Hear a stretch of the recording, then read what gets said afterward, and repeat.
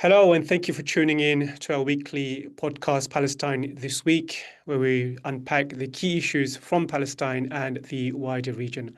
I am joined, as always, by my regular guest, Mouin Rabbani. Mouin, thank you for joining us. Thank you very much, Nassim, and it's always a pleasure to be with you on this program. Likewise, we have a number of topics related to Gaza, and I want to kick off with the attack on the bombing of the Catholic Church in Gaza Strip last week, killing 3 people. And this is the very church which the late Pope Francis used to call nearly every single day. And there's been a massive backlash as a result of that. Um, Partly because I mean, there is underlying racism here because, over 1,000 mosques has been destroyed, schools, not to mention hospitals as well. There hasn't been condemnation from people like Maloney or some of the people on the right of MAGA, American Trump supporters, that is. But in this case, many have come out and condemned the attack on the church. And I think, of course, exposes the obvious hypocrisy. But the question being is that, if you want to stop the genocide of Palestinian Christians, you have to stop the genocide of Palestinians overall, not just single out your appeal and for protection for Palestinian Christians. So talk about that, and also talk about the fact that, there is this growing awareness that Christians are being bombed, not just in the West Bank, Gaza, but also in the West Bank, which we'll get to later on. But let's begin with the situation in Gaza itself and the attack on the church. Well, all relevant points. I believe part of Israel's problem is, well, it has multiple problems with this bombing. The first, of course, is that it has tried to play into the Islamophobia that is current in much of the West by seeking to present the Palestinian people as somehow a Muslim people rather than, being an ecumenical people that have Muslims, Druze, Christians of various types, and so on. And so bombing a church, killing a few Palestinian Christians, and injuring the priest with whom the late Pope Francis was having daily telephone conversations kind of contradicts the image you're trying to project of, this is a war being waged against fanatic Muslim hordes who have decided to call themselves Palestinians. Second problem is that if you look at the current U.S. Government, it has a significant Christian Zionist base. Now, typically, for these people, any killings or land alienation or what have you conducted by Israel against the Christian community in Palestine is seen as an acceptable collateral damage on the glorious path towards the second coming and Armageddon. But it's also based in significant part on ignorance that people often don't even know Palestinian Christians exist. And given that Israel has sought to present itself as the only country in the world where Christians are safe, somewhat clashes. That image it's trying to project is somewhat undermined when you're bombing churches and killing Christians in the Gaza Strip. And this bombing took place.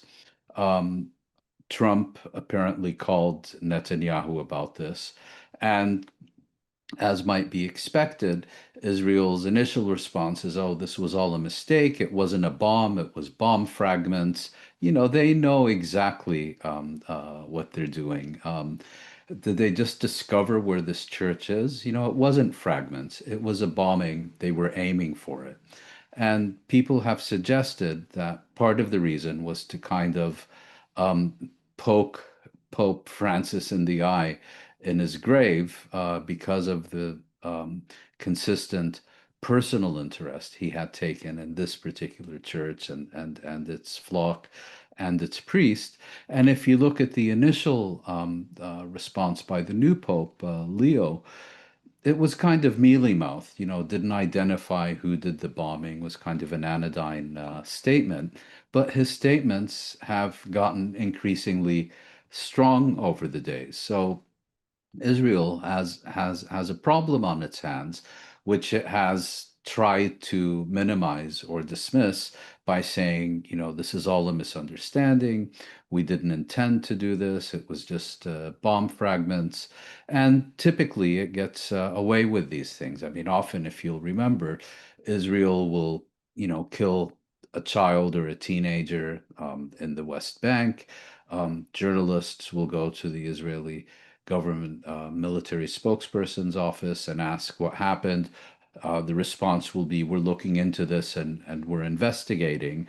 And then the headline the next day, Israel investigating death of Palestinian in West Bank. And that's the last you hear of it, because they never follow up and ask, did you actually conduct an investigation? If you did, what were the results? Is anyone being held accountable for this killing and so on? In the Western press, simply being told by a spokesperson for the army that they're looking into it or conducting investigation is enough to close a matter. And I suspect, although there was a higher level of interest and outrage in this case, I think it can also be considered as yet another horrific incident that is being forgiven and forgotten by Israel's sponsors in the West, and of course also in the Western media. And you mentioned at the beginning of your answer that many will not know there are Palestinian Christians. I think it's probably worthwhile then to use this opportunity to educate those who don't know. Palestinian Christians are quite a sizable number. Some of the founders of Palestinian resistance movement, like George Habash, was a Palestinian, and he founded the Popular Front for the Liberation of Palestine, which became a designated terror organization under various governments, I think the US as well. But historically, Christian Arabs, Palestinian Christians were key players in, first and foremost, the Arab nationalism and also in the resistance against Israel and Zionism. So maybe I think we should use that time to educate our viewers the significant role Palestinian Christians have played in resisting Israeli occupation, to kind of debunk the myopic narrative which many of the Christian nationalists and Americans have, that this is a war between American Christians and Muslims. I think it debunks that. Yeah. Well, people tend to look at the Middle East and think that everyone is governed by their primordial loyalties. In other words, if you belong to a certain religion or sect, if you come from a particular region, if you belong to a particular clan or tribe, then that and that alone determines how you respond to reality, what your political positions are, and so on. But of course, that's not the case. I mean, let's remember, Christianity originated not in Michigan, but in Palestine. And so it's, this is the world's oldest Christian community. The first Christians emerged in Palestine. Jesus Christ was born and raised and was crucified, and according to Christian tradition, was resurrected in Palestine, not in Italy or Denmark.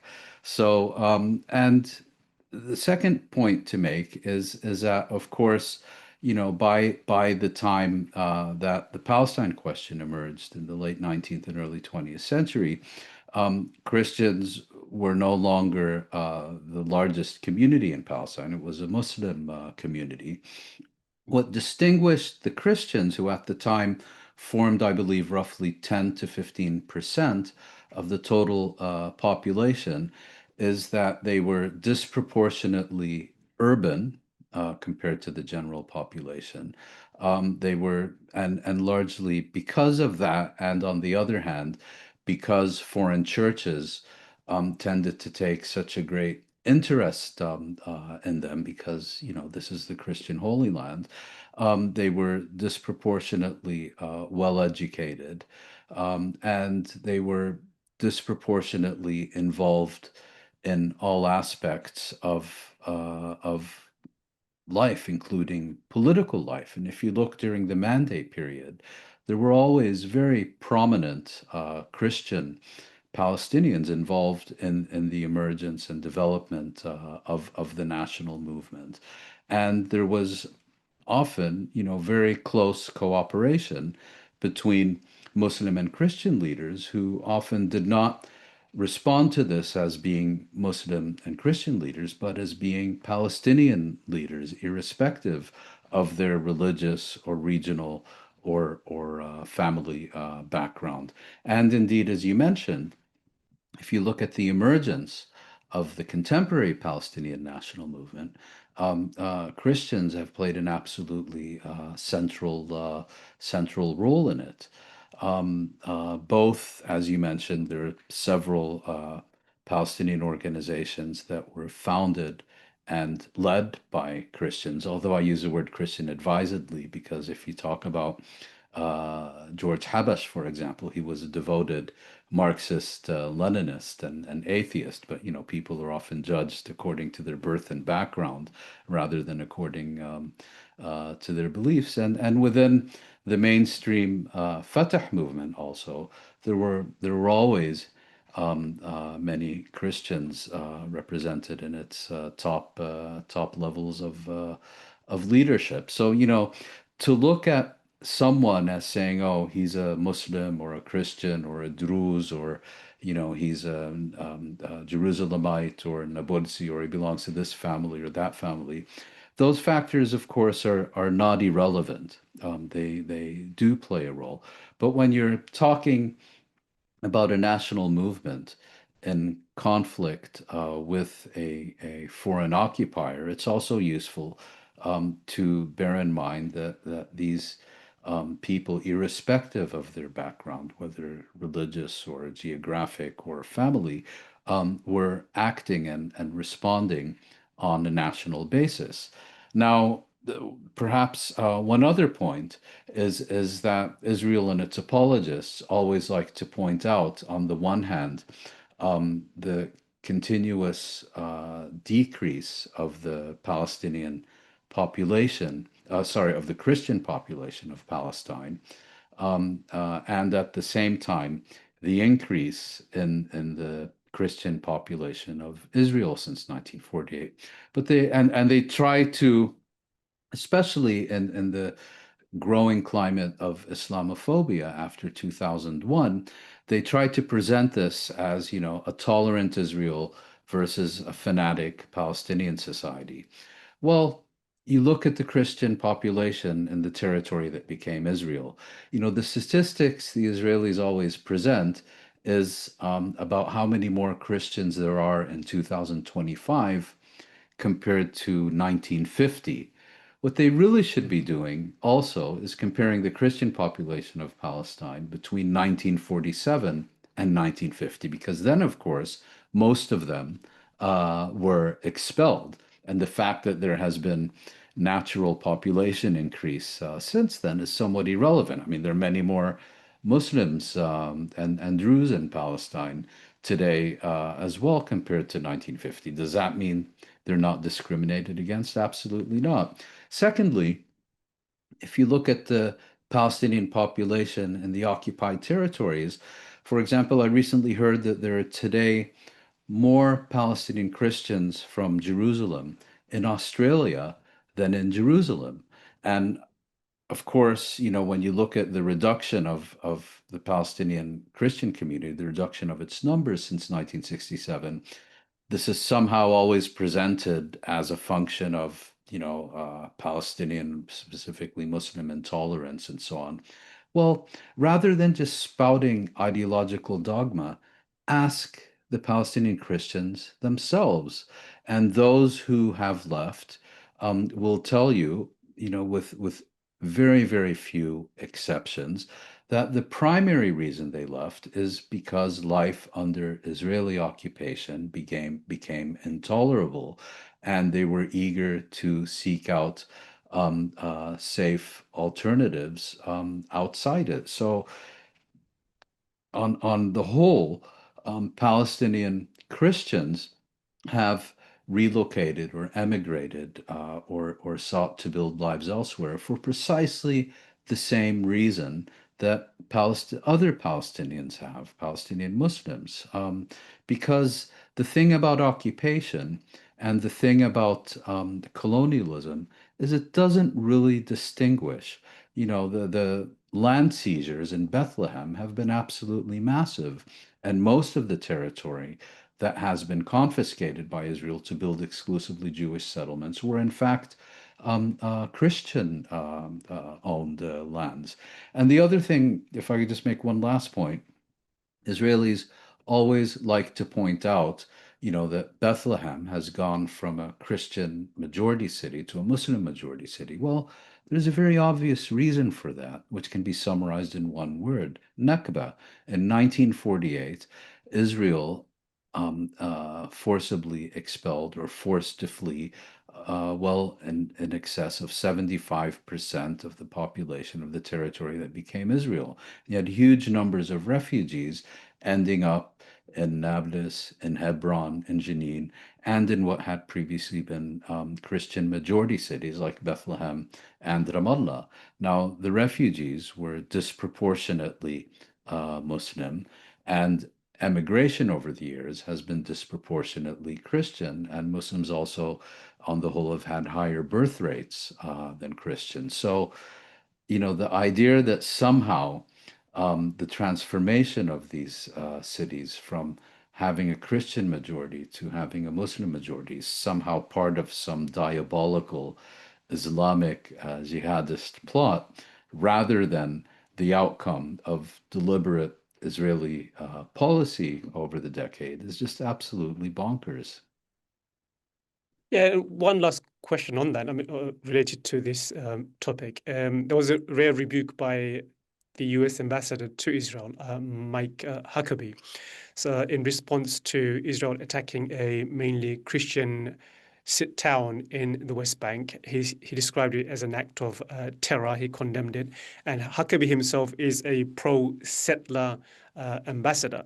So, who is it addressing here? I mean, surely he knows there are Palestinian Christians, but it seems to be to me that he also is guilty of looking at this through the lens of, I would say, the Judeo-Christian worldview, where Jews and Christians are on the one side and Muslims and Palestinian barbarians are on the other side, according to this racist narrative.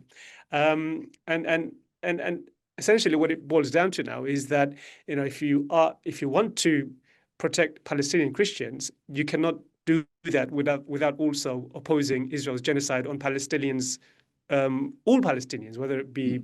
Muslims or Christians. Mm. Israel's genocide does not distinguish between Palestinian Christians and Muslim Christians. That's the bottom line, isn't it?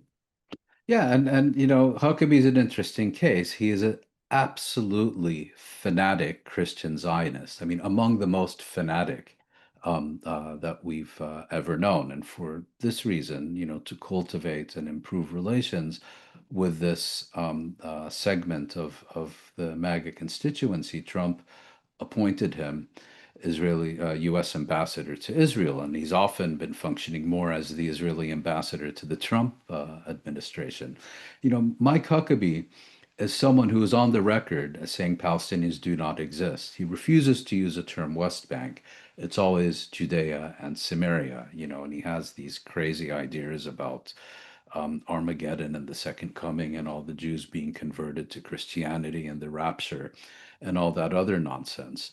Um, but when this is your narrative, having Israeli settlers conduct pogroms in the only village in the West Bank that is exclusively inhabited by Christians, Taibe, it's not a Christian majority village, it is a Christian village. And then you have the Israeli government deliberately slow walking or trying to deny visas to Christian Zionist missionaries seeking to come to the Holy Land, you've got an image problem on your hand. And by the way, just one small correction. If I'm not mistaken, what Huckabee described as terrorism was not the attack on the village of Taibe, but rather the killing of a American citizen by Israeli settlers in the West Bank a few days before. And, it's an appropriate word, but his response was also to call upon the Israeli military to conduct a thorough investigation. I mean, it's like asking a pack of wolves, to go into the sheep pen and find out why there's a lamb missing. So he knew exactly what he was doing.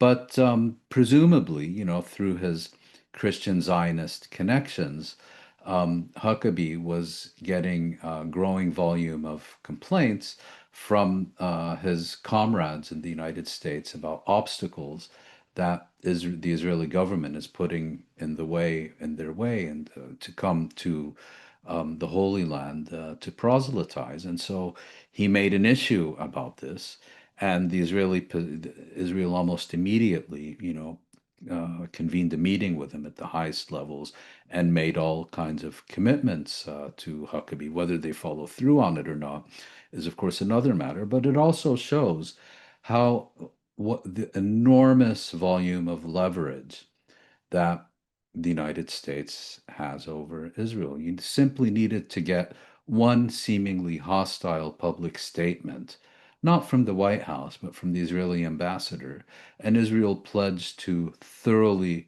change its visa and entry regulations at the snap of a finger. So I would see these incidents, in response to your question, more as damage control than a change of policy. I mean, part of Huckabee's um, job is not only to represent U.S. interests to the Israeli government, although he's arguably been more busy representing Israeli interests in Washington, but also to ensure that Christian Zionists remain on side, because even among, within the evangelical community in the United States, which is a mainstay of Christian Zionism, there are growing signs of questioning and even of dissent about the US's blind and unconditional support for Israel.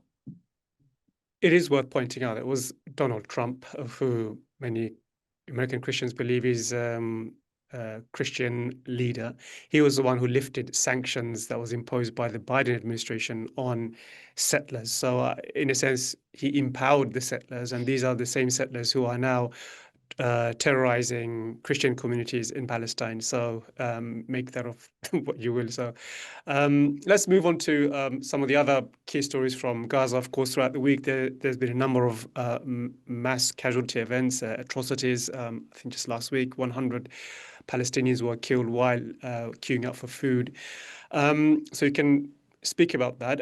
But also, I wanted to bring in to our discussion a report by an Israeli newspaper, Ynet News. It published an article in Hebrew. There's a number of amazing revelations, which basically exposes the fact that Israel's genocidal campaign in Gaza is not going the way it had intended initially.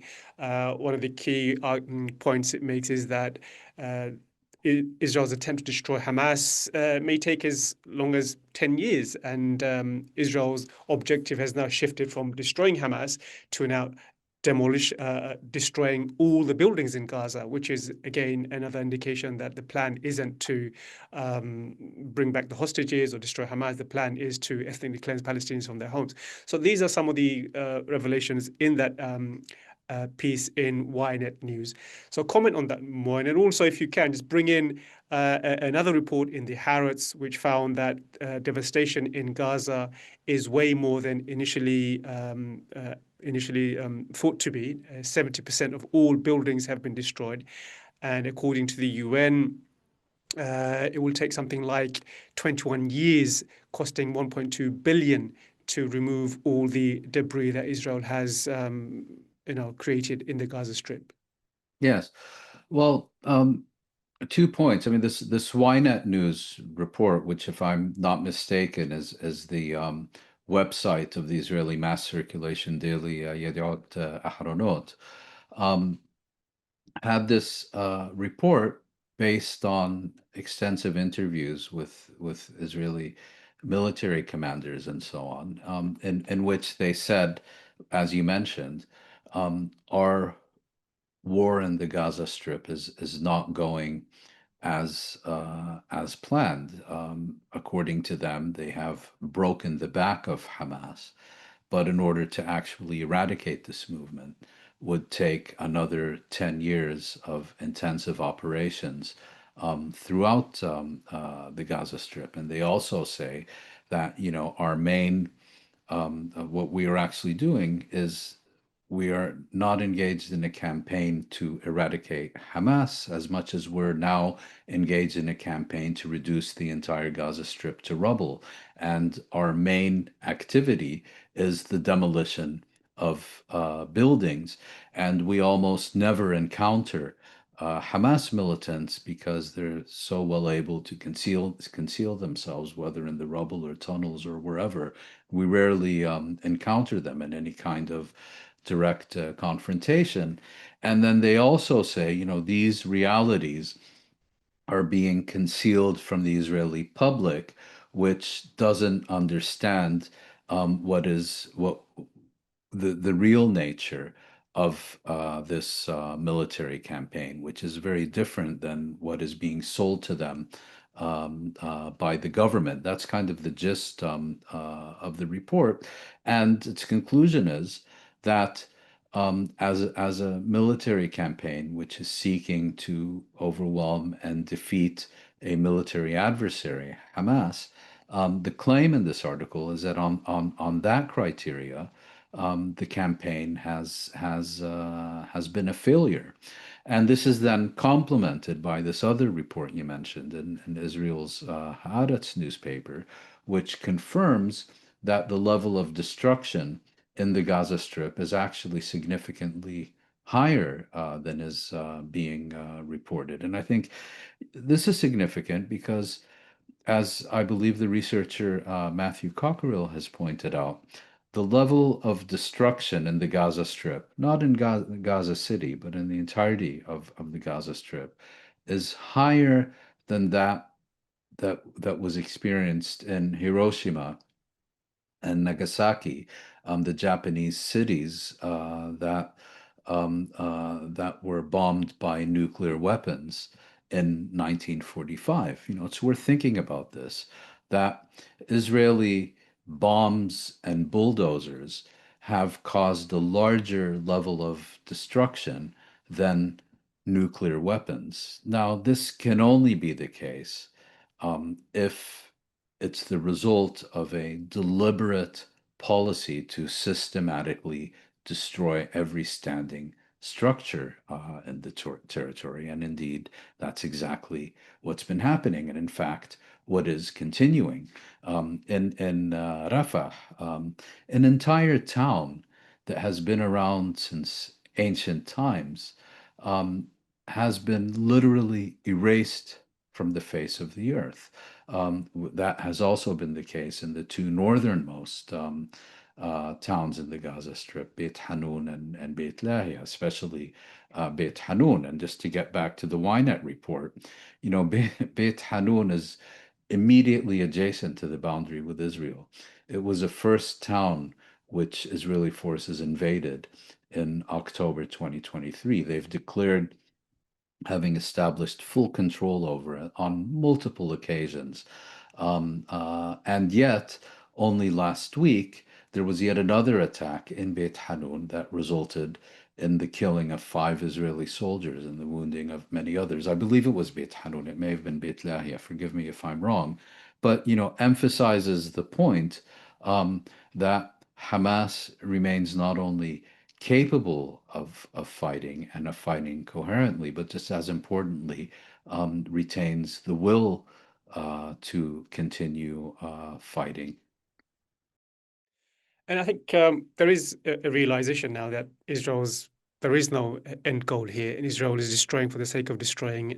Israel is committing atrocities which and is out of control, and that realization, I think, is what led to a number of countries, 28 in total, who last week called for an immediate ceasefire. 20 of those countries are Europeans, including the European Union. So talk a little bit about that. Why have they come out now? The US hasn't moved on this. Why have those European countries? To me, when I look at that, I think there is a recognition that Israel's goal has gone completely off rail, that its agenda has completely changed, and it's doing what people like you and I, many others, have been saying for all along, that the end game here is the genocide and the cleansing of Palestinians. And this is the realization. Of course, they cannot come out and say that. The least they can do is call for immediate ceasefire, but not really doing anything about it. Yep. Well, I think the background to this is that we're now rapidly approaching the point where the number of indirect deaths, in other words, people dying from hunger, from dehydration, from lack of medicine, as a result of a deliberate Israeli policy to induce famine in the Gaza Strip, and given the siege that it has imposed on the Gaza Strip since the 2nd of March, now over 100 days, we're now reaching the point where the level of indirect deaths is about to rapidly overtake the level of violent deaths caused by Israeli bombings and shootings. And once you get that situation, it becomes very difficult for Israel's bosom buddies in the West to keep spouting their favorite line, Israel has a right to self-defense, and all the other and all that other nonsense. Once you begin to see dozens, then hundreds, then thousands of people dying of thirst, hunger, and lack of medication, you can't maintain that position anymore, that this is somehow a war and not a genocide, that Israel is engaged in a legitimate campaign of self-defense and so on. And so these 28 governments, yesterday, I believe on Monday, put out a joint statement calling for an immediate ceasefire, an immediate end to the Gaza war, demanding that Israel permit the entry of urgently needed humanitarian supplies and so on. My comment about that is that it is an absolutely meaningless statement. And I would, in fact, give more credit to the Trump administration, which at least had the decency and honesty um, not to give a damn, nor to pretend to give a damn, than these 28 governments that put out a statement which is essentially hot air, because while they're putting out this statement, they're continuing to send weapons to Israel. In the case of Britain, it's continuing with its intelligence overflights over the Gaza Strip. In the case of the European Union, it has taken a decision that it sees absolutely no need to take any punitive measures against Israel, or to suspend or even limit Israel's extensive trade privileges within the European Union. So when you have all this enormous leverage, and you basically publicly advertise that as a matter of principle, you are not going to use that leverage, this all becomes a sham and a diversion. I think what's going on here is these governments are confronted by growing outrage from their own constituencies, from their own voters, and therefore believe that they have to be seen to be attempting to do something.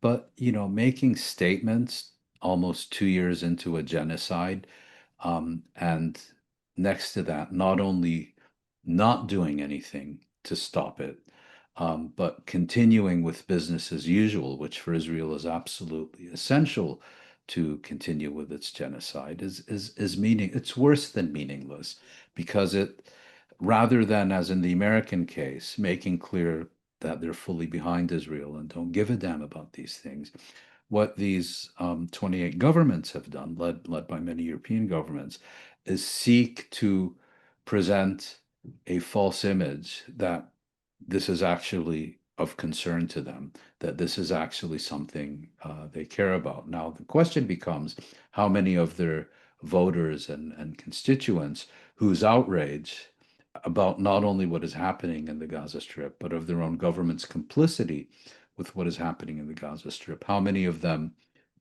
will be fooled by by this exercise in smoke and mirrors? I suspect not very many. Mm. And to add to that, I think not only have they not used the leverage that they have to stop the genocide. They've instead used the power that they have to crack down on those who are opposing the genocide, which we will get to Exactly. later on. That's exactly what they're doing. And I think this whole issue of whether it isn't a genocide, it was something that was discussed at length by an author of genocide, an expert on genocide, Martin Shaw. So he has a book called What is Genocide? And his new book, which is coming out in November, The New Age of Genocide, Intellectual and Political Challenges After Gaza. So this will be coming out in a few months' time. And I think, he basically offers an explanation as to why there has been so much genocide denial, especially on the part of the governments. But now he argues that the dam of Gaza genocide has broken, and there is almost, universal consensus among the experts, at least human rights organizations and various experts like Raz Siegel, like Omar Bartov, who is an Israeli as well, and many others who now say there is a clear genocide. But his analysis is to explain why governments have been falling short or reluctant to describe it as such. And now he argues that we are at a stage where there is a wide recognition, even within the governments and within parts of society which previously would not have recognized what is happening in Gaza as a genocide, but they feel paralyzed. There's nothing they can do about it. So, what did you make of that article by Martin Shaw? And I thought it was very enlightening, in explaining the situation we're in right now. Yeah, it was I think a very interesting and well-written article, which was published, I believe, by New Lines magazine and is freely available to the public and well worth reading. And he basically looks at three forms of genocide denial and has and gives credit to this framework to the late Stanley Cohen, a British Israeli scholar and activist who played a key role in publicizing Israel's use of systematic torture against Palestinian prisoners. And I won't get into the details because it's a fairly complex argument, although I think Shaw lays it out very well. But he points out that there are people who, on the one hand, say simply this isn't happening or this can't be happening. But then towards the end, he points out that the way people are now acknowledging it's a genocide, the key issue is that in doing so, and here I think he's focusing mainly on media and media commentators, the key issue for those who are now finally acknowledging that there is a Gaza genocide is what they're leaving out of the picture is not the role of their own governments in enabling this genocide and of their complicity in this genocide. So the way Shaw explains it, the message that is being sent to readers and viewers who are finally being told, yes, there is a genocide, is one of, but we're helpless to do anything about it because it's something that's happening over there, in which not only do we have no role, but we also have no influence to stop it. And Shaw points out that this is in fact a very pernicious way of approaching the topic because what these media organizations really should be doing is focusing on the role played by their own governments, not only in enabling this genocide, but in not using the means they have to confront this genocide and ensure that Israel stops, maintaining diplomatic relations. In the case of Britain, maintaining these intelligence overflights over the Gaza Strip, which are almost never mentioned in the British media, arms deliveries, and so on. And I think he also points out, if I'm not confusing it with another article, but I believe it was him, that you now have in Germany, where what he calls anti-Semitism has been elevated to the level of a state religion, so that even discussion of this is heresy. Yeah, and it's a topic we'll get to right at the end. How, as I said, a discussion about genocide or opposing the genocide itself is being criminalized in many of these countries, Germany and the UK as well. And we'll get to those stories. But before we do that, I want to ask you about a couple of events at the ICC, International Criminal Court. We haven't discussed that for a while. The ICC, as we know, is under pressure to scale back, its investigation into Netanyahu and Yoav Gallant. It's been placed under sanctions. A number of its officials and staff have been sanctioned by the US. And last week, Israel requested the ICC to drop its case. So can you speak about that? And also, there was a revelation last week in the Middle East Eye of a British-Israeli lawyer who apparently threatened Karim Khan, the chief prosecutor, saying that drop the case against Netanyahu and Yoav Gallant. If you don't drop the case, you will be destroyed. So this was taken to mean taken to be a threat by Karim Khan. That's what he reported. But of course, Nicholas Kaufman, the British lawyer who issued that alleged threat, denied that. But that was he was just giving friendly advice. That's right. So make of that as you will. Like any good mafioso. Yeah. Well, regarding the latest decision by the ICC, and it needs to be pointed out that it was not Karim Khan who issued arrest warrants against Netanyahu and Gallant. As I've repeatedly pointed out, if it was up to him, this case wouldn't even exist. But circumstances forced him to take it seriously, and in the end, he was left with no choice but to seek authorization for an arrest warrant to a body within the ICC known as a pre-trial chamber, one consisting of 3 judges who work independently of Khan, who reviewed the evidence and found that that an arrest warrant should indeed be issued. And so without the approval of the pretrial chamber, there would be no arrest warrants for Netanyahu and Gallant. Of course, once its eruption and meltdown finished, and it was done accusing the ICC of anti-Semitism, jihadism, seeking to commit a second Holocaust, and all the rest of that nonsense, Israel began challenging this arrest warrant on any number of spurious grounds.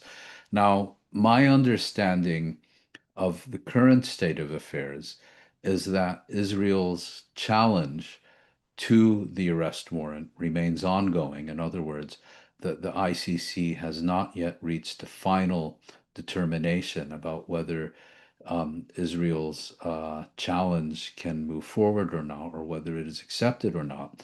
But what has happened this past week is that Israel's demand that the arrest warrants be revoked or suspended pending the outcome of its challenge to the arrest warrants in the ICC's jurisdiction, that has been refused. I may be wrong. It's a quite technical issue, but my understanding is that what has really happened is that the ICC has decided the arrest warrants remain in force until the Israeli challenge is finally resolved, and unless it's resolved in Israel's favor, they remain as they are. But there's another point that I think is worth noting, and that is that some of the ICC's key champions have effectively withdrawn from the Rome Treaty and have effectively indicated through their actions that they no longer consider the ICC or their commitments to the Rome Statute or to ICC rulings to be relevant in any way, that they no longer bind them. And I'm referring particularly to, I think it's Greece, Italy, and France, because Netanyahu now twice on his way to a hero's welcome in Washington has flown over their airspace and has received permission to use their airspace, even though he is an internationally wanted fugitive from justice, is an indicted war criminal. And these governments that, unlike the United States, have ratified the Rome Treaty are actually under a positive obligation to arrest him. Imagine if Putin was on his way to Brazil and flew over French airspace. Are we really supposed to believe that France would not seek to arrest him or some other official who was wanted by the ICC? And here there's another point worth making. Um, there was a recent meeting in Brazil. I think it's called the G20 or BRICS. I'm not exactly sure what it was. Putin was supposed to attend it, but he chose not to, just as previously he didn't attend a meeting in South Africa. And the reason is because neither of these governments would give him a guarantee that they would ignore their obligations under the Rome Statute and not arrest him and deliver him to The Hague. A very different attitude to these European countries, which basically say the Rome Statute and the ICC are sacred as a matter of principle, but meaningless when it comes to us actually fulfilling our commitments that we've undertaken under these treaties. Um, Before I want to end our discussion with what happened in Syria last week and Israel's role in the bombing and its effort to, I would say, sectarian conflict in the country. But before we do that, let's return to what I spoke about earlier, which is the crackdown on pro-Palestinian activism. We spoke about this 2 weeks ago when the UK proscribed Palestine Action, a pro-Palestine activist group here in the UK, which targeted Israeli weapons manufacturers, direct action group. Overwhelming, generally very peaceful. But of course, as is the case with direct action groups, they cause damage. And of course, under any domestic law, they should be prosecuted for the damages, but not proscribed as a terrorist organization. But the UK has proscribed Palestine Action. And as a result, a number of activists have been arrested, including elderly teachers, your everyday public, who are strongly opposed to the idea that their campaign for Palestine is somehow criminal. So you've got this rise of authoritarianism in the UK and in the US as well. There was a report today which came out 2 days in, which is Tuesday, the 22nd, of Harvard University, kind of, you could say, working hand in glove with the government to suppress pro-Palestinian speech and criticism of Israel. There was this journal it was working on. Pro-Palestinian articles were being published, and in the last minute, it was cancelled, I presume, because of pressure from Trump administration. So speak to those two issues, and generally the rise of authoritarianism in the West undermining their own values to protect and preserve Israel.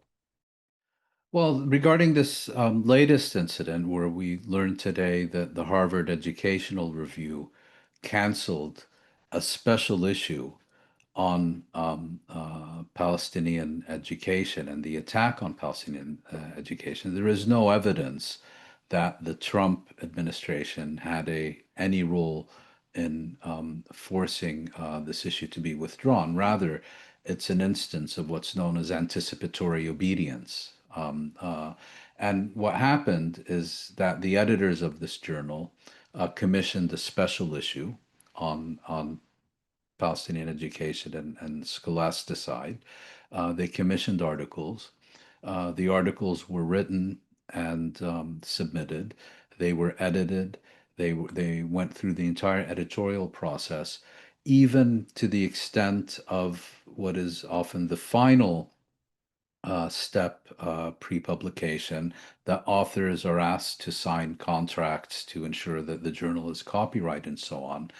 And then all of a sudden, we learn that the editors, in fact, canceled the entire issue, citing some bogus excuse about the need for additional copy editing and so on. And, rather than ensuring that these additional steps take place, they canceled the entire issue because it was never about additional editing. It was about silencing Palestinian voices. And of course, Harvard has a long history of these things. The author who was asked to write the foreword to this special issue, who's actually doing his doctorate in law at Harvard, Raja Ighbariya, had an article that he had written for the Harvard Law Review, a really landmark article, pulled at the last minute. Of course, we have two faculty members who were basically expelled from their management positions in a Harvard institution. So Harvard likes to present itself as this, tough, uncompromising advocate of academic freedom and free speech and all the rest of it. Um, well, it may have that attitude regarding attacks on its physics department and medical school, but when it comes to Palestine, it is as vile and evil as the worst of them, and it has a long history of doing this. For example, Hillary Rantisi, who was recently fired from the Harvard Divinity School, or rather didn't have her contract renewed. Speaking of Palestinian Christians, she is one, and it seems her unforgivable crime is that she's Palestinian and is not a cheerleader for Israeli genocide. So, Harvard has an absolutely reprehensible record when it comes to academic freedom and freedom of speech concerning Palestinians. And it really shouldn't be allowed to pose and posture as this champion of rights and freedoms, given its actual record. Let's end with the situation in Syria. Last week, Israel bombed parts of Syria in the name of protecting the Druze community there. I mean, it seems to be that Israel is at odds with the US on this. The US, Trump has been courting Sharia, the president of Syria, and on the other hand, Israel seeks to want to dismantle the country, at least in the name of protecting the Druze, try and cause friction, ethnic conflict, in the hope of, as I said, to break the country up. And I think the US itself is probably frustrated with Israel's behavior. And there was a report where one of the American officials said that you can't be embarking on a new war every single day. That's more or less the exact quote. So it seems on the one hand, Israel, because of the impunity it has enjoyed, it does feel like it can go and bomb anyone it wants. No one can say anything. The Arab countries cannot do anything. America has given Israel so much leash that there is no consequence for its action, which is why it is doing exactly bombing 4 or 5 countries in one go. And it seems that the US is quite frustrated about that. So to speak generally about Israel's role in the ethnic tension that was sparked in Syria last week, and where do you think this is heading? Well, before turning to Israel's role, let's look at Syria itself. So in December, the Assad regime collapsed, was ousted, and the vacuum was quickly filled by a opposition group led by Ahmed al-Shara, which has its roots in Al-Qaeda and the Islamic State. Al-Shara immediately went out of his way to try to placate Israel and the West. He has become he's not antagonistic to Israel. He wants good relations with the West. He has the backing of Turkey and the Gulf states. Nevertheless, Israel launched the most extensive air campaign in its history to seek to wipe out all of Israel's Syria's military capabilities.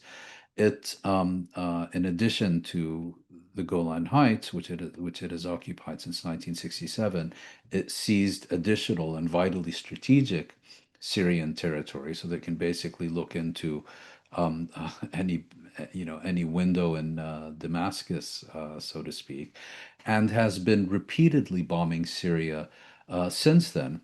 So on the one hand, you have this new Syrian leadership, which is going out of its way to make sweet noises towards Israel and has even been negotiating with Israel and, for example, the Azerbaijani capital Baku and elsewhere, and had been seeking to establish some kind of non-belligerency agreement with Israel. Well, at the same time, there's kind of a fundamental question about the future of Syria. So the United States, the Europeans, and the Gulf states are all in principle in favor of a Syrian central government that is capable of extending its authority over the entire country. And it is in that context in which they have partially lifted sanctions on Syria, have begun providing some assistance to Syria. And Shara for them is also meets their agenda for another reason.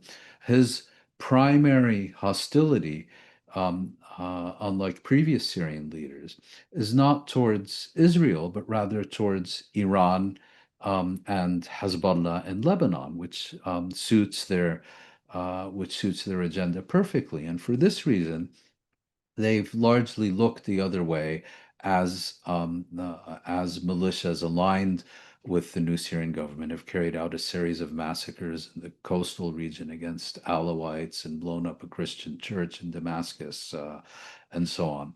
Then you have the other vision, let's call it the Israeli vision for Syria, which is basically that Syria shouldn't exist. It should be weak, fragmented, essentially a series of ethnic and sectarian enclaves at war with each other, because Israel's security doctrine now is that any state, powerful state, is by definition a threat to Israeli security and therefore needs to be weakened, if not destroyed. Now, problem from my view, the root of the problem is that the new Syrian leadership fell into this trap because rather than putting forward a vision for an inclusive new Syria in which Syrians, regardless of their ethnic or religious or geographic or family affiliation, will be part of this new Syria. It has maintained this kind of quite sectarian attitude in which, it is now time for the Sunnis to seize back control of the state after decades of Alawite control and all the rest of it. Whether one believes that narrative or not is not important. It's how the current leadership views the country.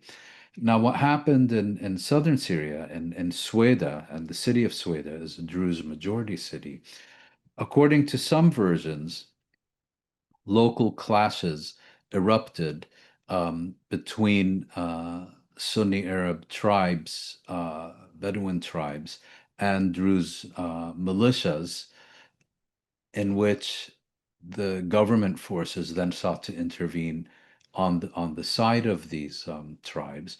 According to another version, these clashes were actually engineered by the Syrian government in order to give it a pretext to intervene. And the thing to understand about the Druze in Sweda is that over the course of the Syrian civil war, they had become increasingly autonomous. They were not an active opposition movement to the government, but the government gave them a certain level of autonomy, and they've been seeking to maintain that under the new regime. And the new regime, of course, wants to extend its authority over the entire country. Now, you had these clashes. There were atrocities committed. And Israel then used this as a pretext for two reasons. First of all of a sudden it discovered that there is genocide. Whenever anyone gets killed anywhere in the Middle East or dies of a heart attack, it's genocide. And the reason it does so is so that it can kind of divert it. You want real genocide? Look at these three Druze who were thrown off a building in Sweda. That's genocide. It's not the tens of thousands of dead in Gaza. And so, using this, on social media, all these Israel flunkies demanding to know where are all the demonstrations in support of the Druze and so on. They couldn't give a hoot about the Druze. They could all be slaughtered tomorrow for all they care. For them, the Druze are meaningful. Just to add one point, Yeah. Mona, I don't see how anyone cannot see that Israel's behavior does anything other than endanger the safety of Druze in Syria. Well, If Israel comes across as the big brother who will always intervene and kill off your rivals, of course it'll create hostility. That's the obvious yeah. consequence of Israel's But behavior. that's precisely what Israel is seeking to do. It is seeking to drive a wedge between, well, there already is a wedge, obviously, between most of the Druze of Sweden and the central government, but it is seeking to drive a permanent wedge between the Druze and the Syrian state, much like the French sought to do during their mandate, without success, I should add.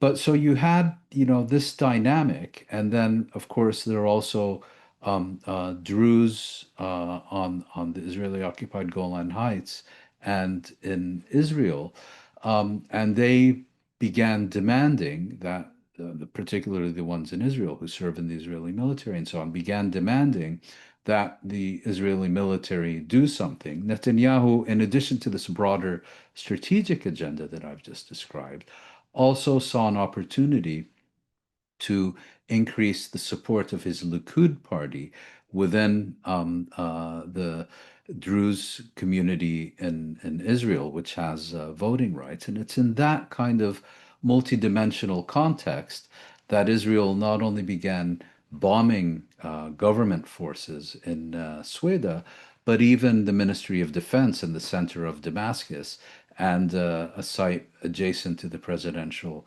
palace in Damascus. So, the idea that Israel is motivated by genuine concern and so on, that's sure. In the propaganda war, that's what's going on. But Israel is being driven primarily by its strategic vision of a fragmented Syria, dismembered into kind of ethnic and sectarian enclaves, a Syria which is too weak to stand on its own feet again, and secondarily by the more narrow political advantages this would give to the government currently in power in Israel. Now, the broader question is, there seems to be a clash of interests, if you will, between the United States and Israel, because the United States is in principle for a stronger Syrian central government. And then you have the Gulf states, who are, of course, very close with the Trump administration, who absolutely want Syria to have a strong central government and absolutely don't want Syria to turn into a second Iraq and an exporter of insecurity and instability. The same goes for Turkey, which is, of course, one of the main sponsors of the current Syrian regime. So, within this kaleidoscope, we'll have to see who gains the upper hand. But clearly, as long as these clashes continue, the main loser is Syria and Syrians, most certainly minorities in Syria, but Syrians as a whole. Thanks, Mouin, for this really detailed answer to the situation in Syria and, of course, all your other responses as well. As always, it's been amazing chatting to you. We'll catch up again next week for another review of Palestine. And thank you also for tuning in. See you next week. Bye-bye.